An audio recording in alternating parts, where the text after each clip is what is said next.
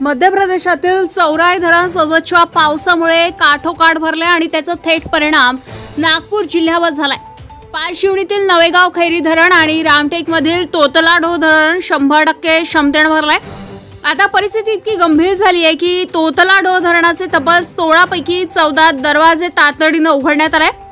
पाण्याचा तांडव सुरू झालाय।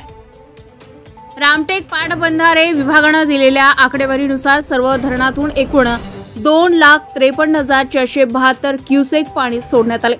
केवळ पेंच नदीतच 63,368 क्युसेक पाणी सोडले गेले।